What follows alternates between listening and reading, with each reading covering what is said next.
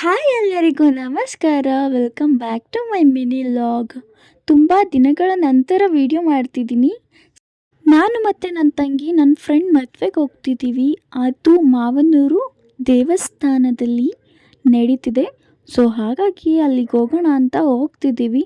ನಾವು T ಟಿನ follow ಮಾಡ್ಕೊಂಡು ಬಂದಿದ್ದು, ಬಟ್ ಟಿ ಟಿನ ಮಿಸ್ ಆಯಿತು. ಸೊ ಹಾಗಾಗಿ ಮ್ಯಾಪ್ ಹಾಕ್ಕೊಂಡು ಹೋಗ್ತಾ ಇದ್ದೀವಿ.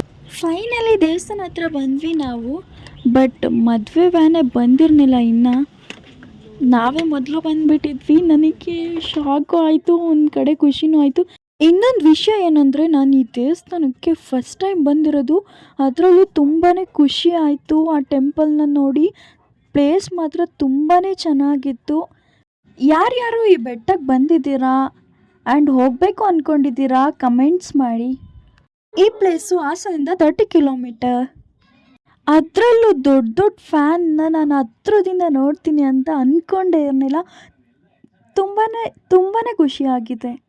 ನಾವು ಅವ್ರು ಬರೋವರೆಗೂ ವೀಡಿಯೋಸ್ ಮತ್ತು ಫೋಟೋಸ್ ತಗೊಳ್ಳೋಣ ಅಂತ ಹೇಳಿ ವೀಡಿಯೋ ಮಾಡ್ಕೊಳ್ತಾ ಇದ್ವಿ.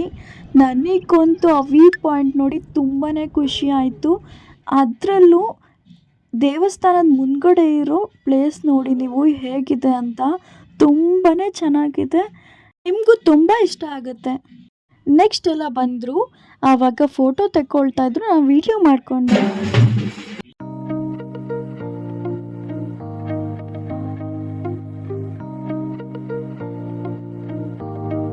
ಫೈನಲ್ ಆಗಿ ನನ್ನ ಫ್ರೆಂಡ್ ಮದುವೆ ಅಂತೂ ಆಯಿತು.